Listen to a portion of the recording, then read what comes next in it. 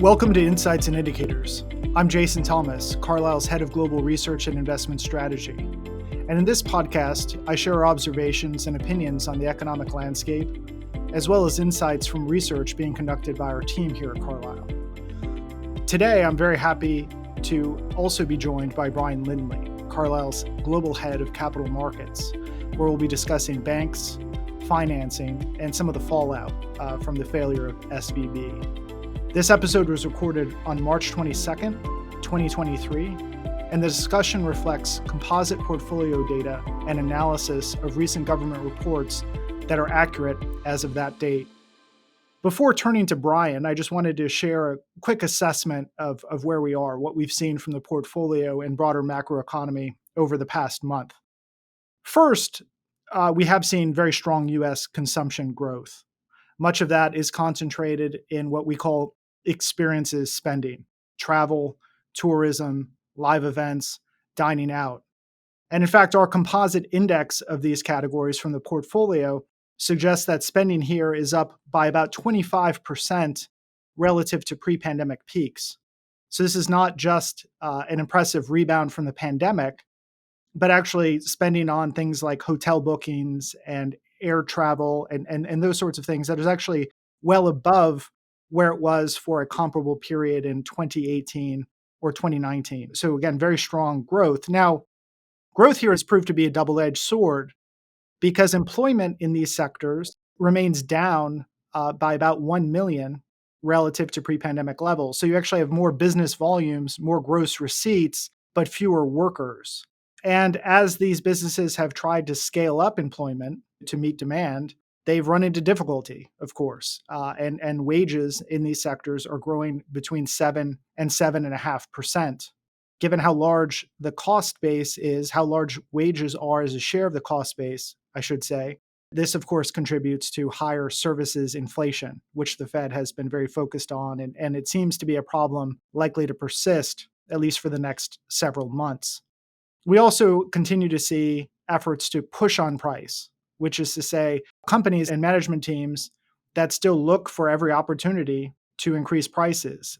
This has become more difficult, certainly, as the price level has risen and as the prices have risen relative to incomes. But there's still lots of places throughout the portfolio where we do see final sales prices, the consumer price, that is actually growing in excess of what can be explained by cost. So those are markups. Again, those are aggressive efforts to continue to push on price. And now it's becoming more, I would say, discriminatory rather than the broad-based price increases that are much tougher to push through. It's specific categories of products, services, and then also customers. And in some cases, customers that have great difficulty switching away from the supplier of a component, part, or other needed input. Okay, so if this were recorded March 8th, we'd be talking about stronger global growth than expected. We'd be talking about stickier inflation. And then, of course, we'd be talking about the potential for higher rates. At that time, forward markets anticipated the Fed would have to raise rates by another 100 basis points, taking rates all the way up to 5.7%. But instead, in the interim, of course, we had the failure of Silicon Valley Bank, SVB, and the shock to the banking system that followed. So our interpretation of SVB, just very quickly before turning to Brian, I would say first, this is a idiosyncratic event. That is to say, very specific to factors at SVB. However, it does have some important implications for the banking system, for the Fed policy going forward, and also for the tech sector and the boom-bust cycle it is enduring. And first, I would say with SVB, in terms of its idiosyncrasy, we all know that really from the start of the pandemic, hundreds of billions of dollars of capital was channeled from investors all over the world into the Silicon Valley ecosystem.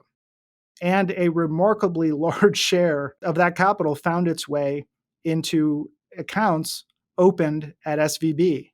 SVB's deposits went from about 65 billion at the outset of the pandemic in the United States of March 2020 to 191 billion as of the end of 2021. So a threefold increase in about 22 months. In some ways, we could just stop the story right there. At any time a financial institution grows at that rate, it introduces blow-up risks, and of course, SVB was unable to avoid them. In addition, SVB had a very concentrated depositor base. It was a network of companies, in many cases, that were owned by venture and growth capital funds. So as a result, it really the run took place at really breakneck speed because all that was required was a few of those managers to suggest that their portfolio companies move their deposits elsewhere. And this is a degree of concentration and also a degree of concentration of uninsured deposits that we're not likely to see elsewhere. However, when you look at what actually precipitated SVB falling below minimum capital thresholds, it was something that I think is more generalizable to the banking sector. And that's because SVB could not scale up lending, could not scale up floating rate loans to match its massive increase in deposits. That was just completely impractical. And also, they have a large customer base that, of course, is startups that generally don't borrow very much or are viewed as too risky to make large loans to. So instead, SVB bought a lot of treasuries. They bought a lot of agency MBS, and their holdings in their securities portfolio actually grew fourfold during that same period. And the problem is that when rates go up, as they have, yields in many cases rose by 350 basis points. The value of those longer dated fixed income securities falls, and the decline was between 15 and 20%. So when SVB was forced to sell those securities to meet depositor withdrawals, they had to crystallize very large losses. And those losses essentially wiped out their capital, or at least put them below minimum capital requirements, which forced an equity raise that ultimately failed. And when it did, the institution was seized by the FDIC. So when you look at the banking sector as a whole, there's lots of holdings of treasuries and MBS that have declined in value. Some estimates suggest that the fair value losses at banks, if all of this were accounted for and marked to market at interest rates as of March 8th, would have resulted in about a $2 trillion decline in the fair value of assets. And so this is really consequential and something that I think the Fed saw as a risk, and that's why they instituted their new liquidity facility, the Bank Term Funding Program, which allows banks to pledge Treasury and agency MBS as collateral at par to get funding from the Fed. And this is significant because instead of selling those agency MBS at 82 or 83 per 100 of par, as SVB was forced to do, banks in the future can pledge that collateral and get $100 of funding from the Fed and use that liquidity to pay off depositors without falling below those regulatory minimum thresholds. And of course, this program, coupled with the expansion of the discount window, led to a $300 billion increase in the size of the Fed's balance sheet in just the 5 business days since SVB started to run into trouble. So again, I think lots of idiosyncratic reasons why SVB failed and why this sort of run is not likely to recur elsewhere, but the basic asset liability mismatch very widespread. And then finally, tech, the boom and bust. And here I would just say that the failure of SVB very closely tied again to that Silicon Valley ecosystem.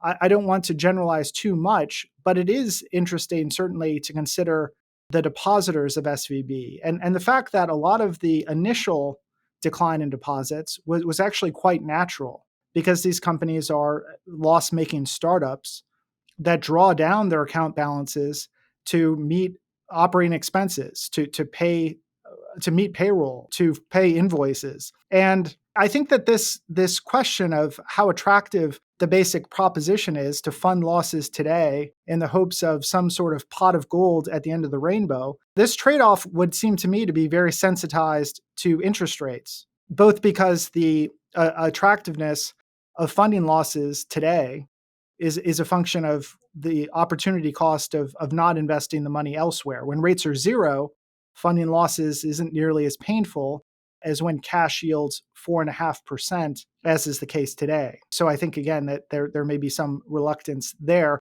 And then secondly, as longer term yields have risen, the present value of that terminal value, those profits out in the distant future, has just declined. That there is the payoff in the future is just worth less as yields have risen. And so I think we'll see over the next several months to what extent SVB's failure is a sign of perhaps broader investment disenchantment with the sector. Because again, those bank account balances, if not for another round of funding, would likely have continued to dwindle naturally, even had there been no run. So with that, I would like to now turn it over to Brian. And my first question, Brian, and thank you again for joining us today. My first question is the SVB fallout. Obviously, this is something that garnered a lot of attention in Chair Powell's press conference. The concerns that the failure of SVB and its repercussions across the banking sector may lead to a decline in credit availability.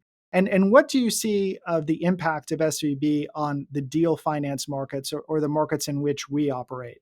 Thanks for having me on, Jason. I think the immediate impact is over the course of 2022, we saw such a dramatic rise in volatility, particularly in the second half of the year, relative to what people felt was happening in the rate environment and the pace of rate increases. That we sort of saw deal activity slow to a trickle, as you said in your introduction. And maybe as we were coming out into 2023, people were getting a little bit more comfortable about maybe it was adjusting to new expectations, and maybe sellers' views needed to adjust a bit, and there'd be sort of an increase in deal activity, and everything was sort of settled down to a new normal. I think the immediate impact is very clearly that there's dramatically increased volatility again. Everyone's very uncertain. I think that it's going to be quite a while before things settle down, and deal activity will remain very muted. Having said that, 3 large deals were actually announced last week, so it feels like there's always a capability to be able to get deals done. But fundamentally, in all of that volatility, certainly the back end of last year, banks were very wary about underwriting any financings to support transactions. Where that might have been coming back, I think that's definitely dried up again a bit now, and take a while to come back. In these kind of environments, we've got that underlying volatility, difficult to finance. It is very difficult for buyers and sellers to match up on their expectations. So it's at the very least going to reduce deal activity or keep deal activity muted for the immediate future. I suspect that private credit played a large role in those 3 large deals you mentioned. And I'm just wondering, as we look forward and think about financing options for companies for transactions, what's the outlook for bank relative to private credit lending? And to what extent do you think that the potential for deposit outflows or greater risk aversion on the part of uninsured depositors might contribute to a shift towards private credit? Yeah, look, I'm not sure that is entirely the case. I think there are actually, bank underwrites behind some of those deals, and they would have been in place before, probably fully understanding the SVB situation. But your fundamental question is, does private credit fill the gap when volatility and uncertainty comes in? And I think we sort of need to look at that across 3 big chunks. We look to the term loan B market that gets underwritten by banks when we're buying companies. We look to the high yield market that also gets underwritten by banks to then go out and distribute it later. And we also then look at privately placed directly. But the banks themselves aren't buying the term loan B or the high yield; they're underwriting it to distribute. So, deposits moving around, it doesn't directly impact the appetite that they have to do those financings. I think the main issues around bank underwrite appetite are the volatility of 2022 showed banks the cost of being wrong. And so they're very cagey about stepping back in. And, once you get to a point where banks need to sort of have an insurance policy to be able to change their their issuance to sort of 90%, to be able to discount the deal to sort of 90% of par. From our perspective, as someone using that financing, we sort of feel like that market's pretty closed. And pretty similarly, that can be the case in the high yield market as well. I think that if we're going to compare across term loan B, high yield, and private credit, that's where you start looking at the impact of the buyer base of each of these products. So the banks are cagey about wanting to underwrite into these markets. For the term loan B, that's one of our most favored forms of financing, the impact there probably most directly is on the CLO market. It's very difficult to create CLOs at the moment. The cost of the AAA paper at the top of the stack has gone wider, but there are lots of different types of AAA type paper that people can buy that's even wider than that. And actually, US banks can be some important buyers of those AAAs. So it's quite difficult to see that there's going to be an awful lot of CLO creation at the moment, and bank forecasts on how much of that's going to be in the market have been dialed back fairly significantly. That is quite a major buyer of this term loan B paper. So that in turn means that banks don't feel great about underwriting to it. As I said, the high yield market can also open and close. And we tend to find that some of the non-call elements of that paper pretty difficult. So then you think about, well, what about the private market? And actually, the private credit market has grown so substantially. It's now, I think I had some JP Morgan numbers, it's now about 1.2 trillion if you include dry powder. And that's starting to get pretty similar to the size of the US term loan B market, or pretty similar to the size of the US high yield market. But it's not a like-for-like situation. Private credit investors make much more concentrated bets. They have large tickets in the deals that they look at. And that means that they're really hyper-selective. So yes, if we're in a situation where there's higher volatility and banks are struggling to underwrite, the really good companies, the really top-end sponsors are going to be able to get deals done by going to private credit. And that's a fantastic time for private credit to be operating. But it doesn't replace the fundamental capability of the market to sort of refinance the existing portfolio, as it were. We really need all of these markets to be functioning for it to work really well. It felt like we were starting to get back on track for that.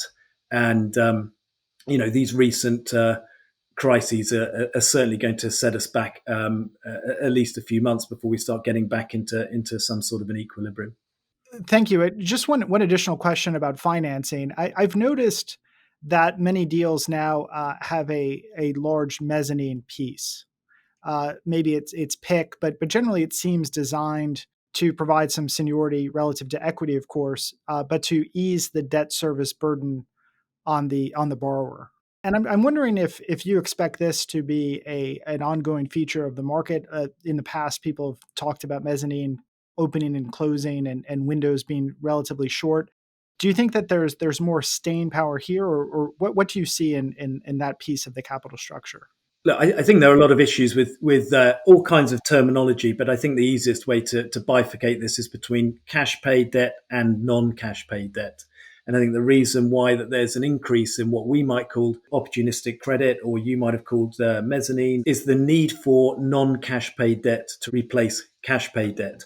So if you think about previously in a zero rate environment, you might have had a cost of debt, that was sort of 5 or 6%.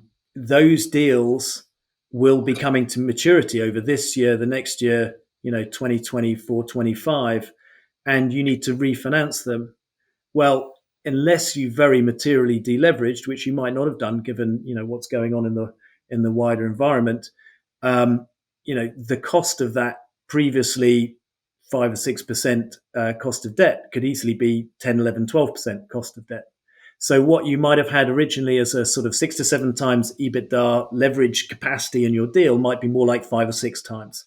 So you can solve that by, you're not really going to get the right coverage ratios. You probably have to reduce your debt. So you can solve that by injecting equity. That's not a particularly appealing proposition.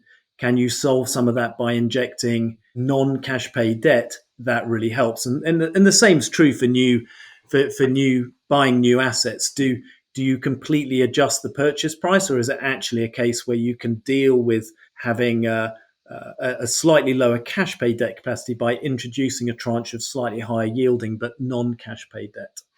And then lastly, when you speak about cash pay versus non-cash pay, of course, the tech sector is an area where, because multiples got so high, many companies find themselves in a situation where they don't generate enough cash per unit of enterprise value to meet these higher debt service costs. And I was wondering if how do you feel about the tech sector, the credit stack on the tech sector, and what are your expectations for valuations and also potential default events going forward? I think in general, a lot of investment cash and valuations ran up for high growth but high cash burning companies, and you've got to expect that that's kind of go away, or at least pretty dramatically reduce, and the opportunity for sort of quickly flipping those companies into the public markets becomes much more muted. I think for some of the larger companies that did have a fairly significant debt burden, they may not have been completely cash burning companies. They might have had some cash generation, but were fundamentally have high growth rates that are supporting big valuations. It's the same point. When those existing deals come to maturity, they've got to get refinanced, and they might have to get refinanced with a lower debt capacity. They're certainly going to have to get refinanced with a higher interest cost burden. And if cash is a very precious resource because you're a high growth company, having to divert some of that cash from supporting rapid growth to actually just supporting your debt burden is presumably going to have quite a negative impact on valuation. So that's something we're certainly keeping a bit of an eye on, and as the next few months and years progress. Great. Well, thank you so much, Brian, for joining us, and thank you to everyone for tuning into this episode of Insights and Indicators. Look forward to be back to you next month with some additional analysis of what we're seeing in the portfolio and also broader trends in the global economy.